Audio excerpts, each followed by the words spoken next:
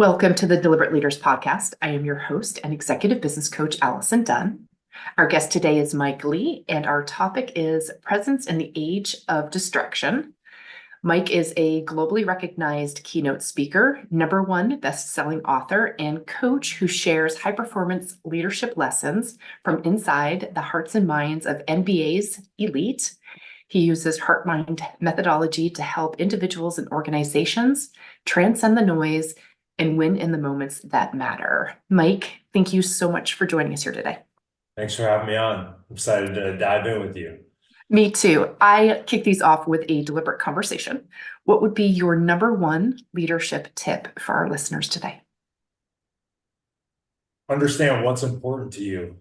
I think having that awareness is crucial. We live in a world that is, you already mentioned it, we're surrounded by constant distractions. We have this partial attention.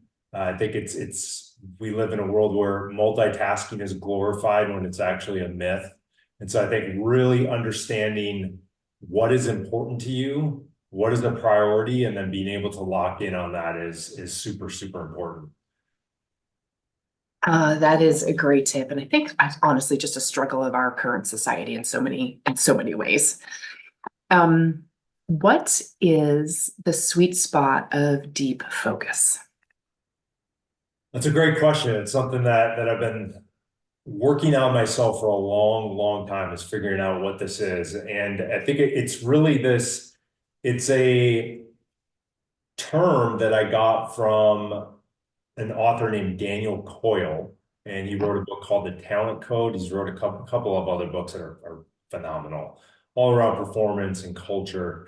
And in the Talent Code, he talks about this sweet spot, and it's this spot where we are not so far outside of our comfort zone that we are not having any success at all, and we become so frustrated that we want to quit. Or we're in our comfort zone so much that we become bored and we're no longer interested, right? And so it's finding this sweet spot where we are that one. If you look at a circle, it's like the circle is my comfort zone, right? It's that spot where we are just one step outside of that circle. And that's a spot where we're going to be challenged, where we're going to have some success that gives us the motivation to keep going, to keep trying. And it's also a place where we're going to be challenged a bit. We're going to make some of the mistakes, but we also are not making so many that we internalize it, and we view those mistakes, we view those quote unquote failures as opportunities to learn and to try to do things a different way next time. It took me a long time to find my sweet spot and in what I do on a daily basis. So if someone hasn't ever quite found that, what would be some guidance that you would give them for them to explore whether they are in a comfort zone or not in their sweet spot? And if they're not in either one of those, is there another spot to be? Yeah, that's a good question. I think the first thing is really creating awareness of your feelings. Like, how am I feeling when I'm doing certain activities? I mean, this is a could answer this in a lot of different ways, but what am I feeling in my body? What emotions am I experiencing when I'm going through challenging things? And then is it a place where it's so overwhelming to me that I maybe become paralyzed or disinterested, or I want to shut down, or there's a lot of things that you need to be aware of to know what zone you're in, right? I think we don't want to be in this, the being so constantly so far outside of our comfort zone, creates incredibly high levels of stress, which leads to burnout and all sorts of other can manifest as so many different things from a health standpoint. And we don't want to be, we want to be challenging ourselves, but not so much that it manifests as some of those other things. Sure. You talk a lot about mindfulness. Why is it important, or more important than ever? I think mindfulness is more important than ever because we have to learn how to transcend the noise of the environment that we're in. Right? We live in a world that is filled with constant distractions, overwhelming demands, nonstop disruption. The pace of change is only going to accelerate from here. And mindfulness allows us to be in the present moment and focus on what matters. And the way, maybe we should just define it for listeners who are not familiar with the term. I mean, it's become something that's become very popular since COVID. I mean, so popular that I think early 2021, I walked into a Target store and there was a graphic T-shirt that had the words like gratitude, appreciation, mindfulness stacked on it. And so it's something that's permeated pop culture, but I think the more something becomes popular, the more it can become the meaning behind it can become diluted. And so the way that we define mindfulness is it's the non-judgmental awareness of our thoughts, feelings, and actions of the present moment. And so when you think about it from that standpoint, it's nothing more than a mental skill. It's a mental skill in the area of awareness. And so when we become more aware of our thoughts, our feelings, and our actions of the present moment, right, it allows us to be more intentional with the time and energy that we have and be able to spend it in areas that are going to hopefully influence outcomes or drive results for us. Mhm.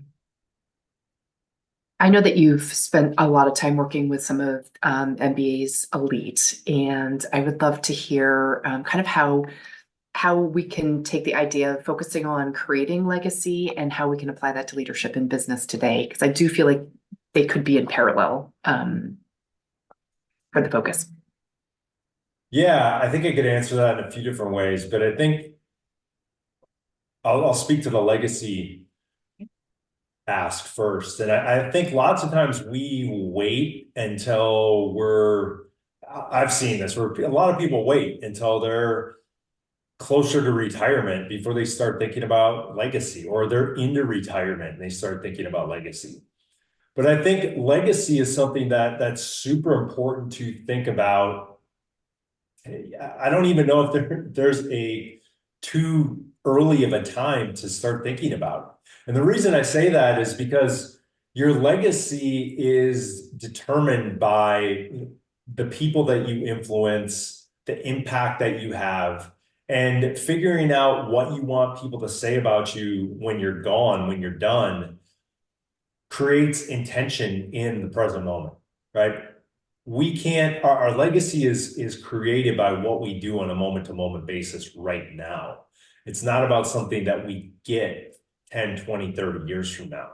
And so when we can figure out, we get clarity on that, we get clarity on what we want people to say about us when we're gone. And a great exercise to do is to write out your own eulogy. Like, write out if you had to get up in front of all the people that are at a funeral for you, what do you want those people to be saying about you? Like, what would you want that speech to be? And you can reverse engineer that for how you're showing up right now. You referenced Stephen Curry, which I will admit that Steve Curry, I don't know who that is. So it's Steph. Okay, Steph Curry. Oh, I guess maybe it's them saying it wrong. So what is the Steph Curry mindset that we can adopt to help elevate our performance? So Steph Curry has been a two-time NBA MVP. He's probably one of the greatest basketball players of all time. But he also is, he's an entrepreneur, he's an activist, he is, a husband, a father.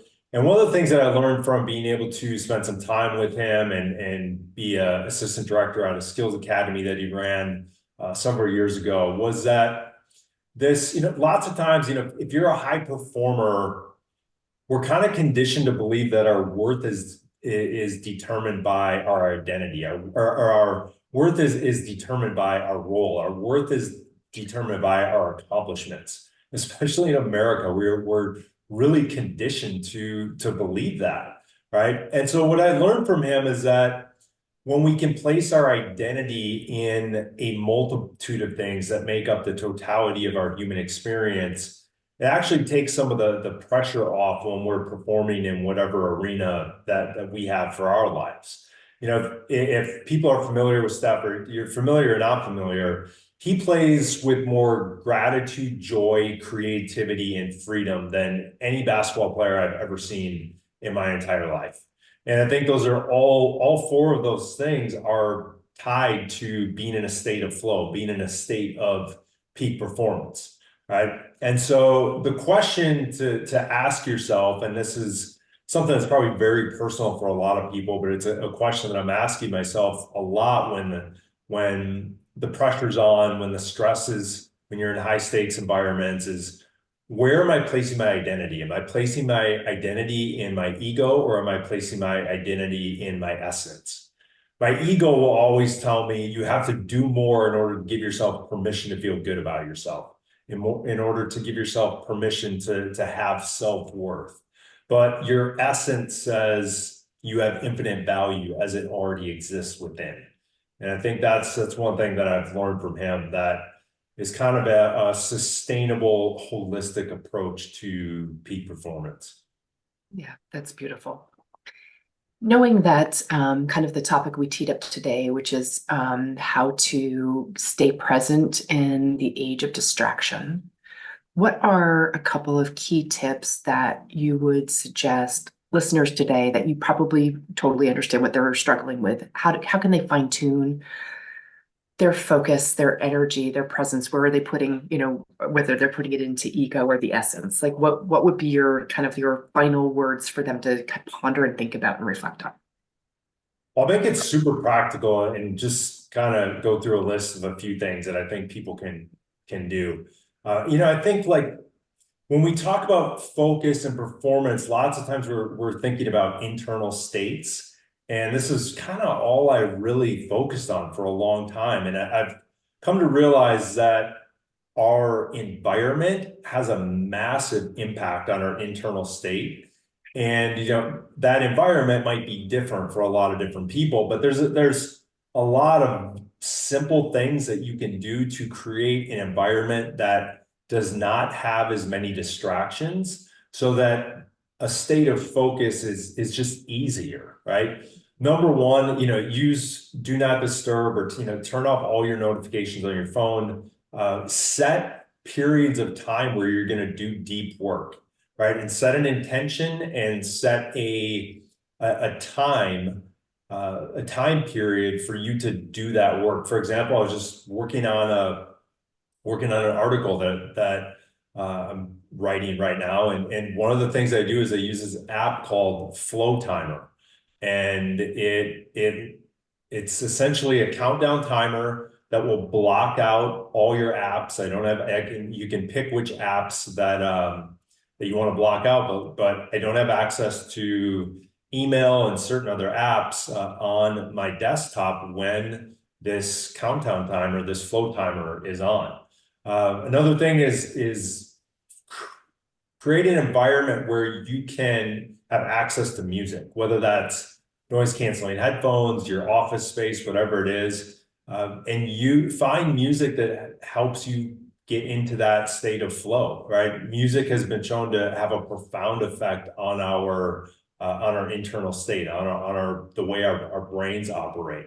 And I think for everybody that's going to be different, but for me, I can speak to my own experience, and that's music that does not have a lot of lyrics in it, vocals in it. And so I listen to a lot of melodic, deep house and techno music when I'm working, because it doesn't have, it's just I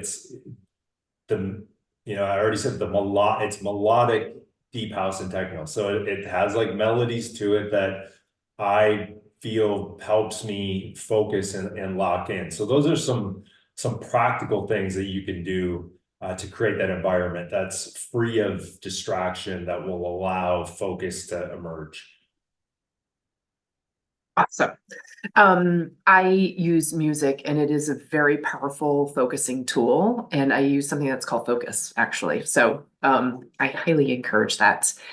Mike, I have very much appreciated the tips and thoughts that you have shared here today. So thank you very much for joining us. Thanks for having me on.